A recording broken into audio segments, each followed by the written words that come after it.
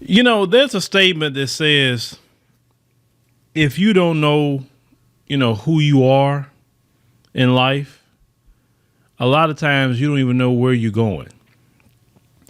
Now, I've been sitting back for a while and I've been looking at this issue of identity within the black community here in America. And of course, we're not responsible for the loss of identity that we have. Of course, we came here, in a horrific manner. And we was given, the names that we were given. Our name wasn't no John Brown. Our name wasn't no Matthew. Our name wasn't no Sally, May, and all that. That wasn't our names. That was names given by Europeans. It was given a religion that's not our own, into a system that we didn't create. We built the infrastructure of the United States, sure. We did that. But we did not build the complete system, the laws, everything that was crafted. The whole system was built by them. We just, like I said, we definitely built the infrastructure. Without the infrastructure, we didn't have a country. Because of us, they have the economic wealth. But in the process, they made sure that we did not have any kind of identity. So we've been called many things in this country. We have been called, Negro, definitely the N-word. We've been called colored. We've been called black. We have been called African American. Then you have the resurgence of black again. Then you have, people that's new, trying to remix it. They start saying ADOS. Now they're saying, now FBA. But whatever the case may be, it's still a identity issue. It's all identity. The way we identify here in the United States, and the reason why I have the screen up of the e-visa from Ethiopia, which is a country I've been to, you have to obtain the visa at least in that country, which is African country. The rest of the world don't identify like we identify. We're very unique in the area we identify. Now, if you look at this, I'm just going to using this to a point. Now, when you try to get a visa to go to Ethiopia, your surname, it's exactly as shown on your passport. Now, your surname is your last name. Of course, your first name here. They ask you your date of birth, city of birth, but then they ask you the country of your birth, right? They ask you the country of your citizenship. You're labeled by your country. You're labeled by nationality. You're not labeled by color. You understand? So when you have Africans that come over here, you got to think about it. Their ideology comes from nationality and with them ethnic groups, right? So that's Ethiopia. Just to name one. This is a country I've been to. The next one here we're going to go to is Turkey. I've been to Turkey as well. I filled out these forms. I filled it out. Same thing. They ask for your first name, your last name, which is your surname, your date of birth, place of birth, mother's name, father's name, passport numbers, all of that. They ask for all that, as you can see here. Address. Of course, I typed this in, but it's a USA passport. It'd be 90-day passport for $50, 50 US dollars. 90-day passport. I'm sorry, visa. Once again, you're identified by your nationality. When you leave America, you're looked at as an American. Sure, people can see your skin color, but you looked at as an American. And as a black American, you actually have a little bit more privilege. You don't see the privilege here in America, but you have that. Now, with that being said, the advantage of knowing who you are and having a cohesion on knowing who you are pushes forward movement. You understand?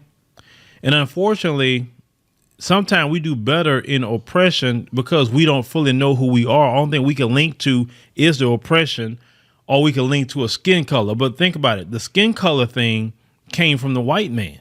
He's the one that said that identify by a color, not identify by our own, ethnic groups or whatever. Correct. Now, I know today people talking about delineation, and the reason why that's been a big shocker to a lot of people when you're talking about delineation is because Black Americans has been viewed as we just pull everybody in. But the reason why our ancestors got sold into slavery is just very simple. If you're not my ethnic group, you're not my people. So I don't really care about selling you into slavery because you're not my people. When a lot of y'all look at that in history and say, man, they were just selling their own people. In their mind, our ancestors wasn't their people. If we wasn't a part of their tribe, then we wasn't their people. You look at it today, not slavery anymore. Today, you have online, of course, you see this, some, not all. Black immigrants have brought that failed ideology from where they come from and brought it here. And because you're not my people, I can care less about you. It doesn't bother me to sell you out to the white man. Here we go all over again. You understand? All over again, we're seeing that. Now, black people have only been, and I say Black Americans have only been the ones that have said, hey, we all black. We need to fight together. We got the same issues and problems. It takes some of the brothers and sisters that who are in error to have, some experience of white supremacy before they say, oh, no. That ethnic crap don't mean nothing here. When you hear, you're black. You understand?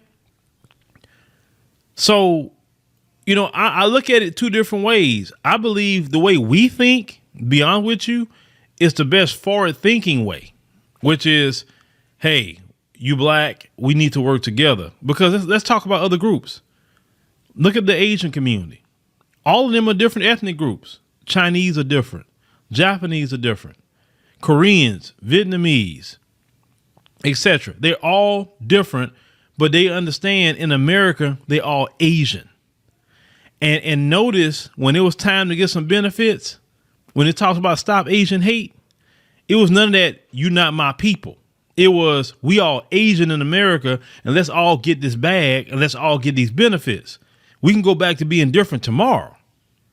That is smart. That is the right way to do it. I don't fault the Asian community for moving like that. I actually fault all black folk, and I don't care where you come from. I fault all of us, because those who come here and don't want to join, you think that Chinese don't have Chinatown and they don't have Koreatown. They all separate in their little enclaves. They really do. But they all understand that we're Asian and we got to work together as a cohesive group. What happens in our community, you have people coming from different countries and like, oh, no, I ain't them. And you trying to get off in your little corner, and then you don't mind throat cutting us or going all the way back to slavery all over again. And then also what I don't understand is if when it do happen, like people who were enslaved, like Caribbean brothers and sisters, those who coming over here with those attitudes, that's even crazier to me, because wait a minute, we were both slaves just in different locations, but yet why are y'all separating? What are you doing that for? Actually, the slavery in the Caribbean was very brutal. They broke slaves before they brought them over here. So if anybody should have a camaraderie with Black America, it should be our Caribbean brothers and sisters. And I'm not saying all that's not that way, because when you have these conversations, and these conversations need to be had, we always got to have somebody that's always getting their freaking feelings. Throw out your feelings and your emotionalism and just take it at face value. If it has nothing to do with you and you're not that way, I'm not talking about you. Continue to do the great things that you're doing. But those who do have those ideologies, whether you like it or not, in America, we all black, and they're going to treat us all the same. How come we can't come together as one group underneath black, even though we all different ethnic groups, get what we need to get, and then we can go on and still do our ethnic things? When it came to the Japanese getting money for the internment camps, you didn't have Chinese saying, well, that's not right. I was oppressed in this country, too. So that means I should get some of that money. No, the Chinese didn't do that. The hell, they had the Chinese Exclusion Act. in this country at one point in time. Chinese dealt with some discrimination in America, American history. But the Chinese didn't jump into their claim for their reparations for the Japanese. The Chinese had respect for the Japanese. And they got their bag, and that was the end of it. That's the same thing that we say about our reparations. If you're over here from another country, then you should be like, hey, yeah, I'll support y'all. Get your reparations. I'm with you. Let's work together as one cohesive group so you can get your reparations. Because you know what? If y'all get reparations in America, then the same thing that happened during the 1960s, when y'all got some civil rights, we started getting independent from the white supremacists on the African continent. Now, of course, there's 13 African nations that's really not independent. And we talking about the ones that 13 nations that France is still running around over. And the young people are standing up against that. And bravo to them. I think the young people need to run Emmanuel Macron out of their country the moment he land there. And don't let no French troops be in there either. Kick them out. You will never have a country because you literally still colonize in those West African nations. But what I'm saying is for me, my ethnic identity, okay, is Black American. That's my ethnic identity. That's the soil I come from. When I leave America and go to any country, I represent for Black America. I understand that. I understand I wasn't born on the continent of Africa. I was not. I'm not part of those ethnic groups. But you know what? When you stand in who you are and when you represent who you are, no matter where you go, people honor it. People respect it. They ask you so many questions about different things because you are an ambassador of Black America wherever you go. So when you go out the country and do whatever you're doing, represent Black America well, because you got to understand it's been so much propaganda against Black Americans that we need any brother and sister that's going other countries to dispel those rumors and lies about us and make sure that you are a proper ambassador for Black America. But you got to know who you are. For me personally, it doesn't make sense at my age, still don't know who I am. See, I learned who I was a long time ago. People want religious identity. That's another thing. To me, I think religion is something personal for you. Do you? And whatever that may be, I would never tell somebody not to be their religion. But some people think their religion. You have some brothers and sisters on the continent thinking they're Arabs, some of them, or think, are so attached to Islam. You know what I'm saying?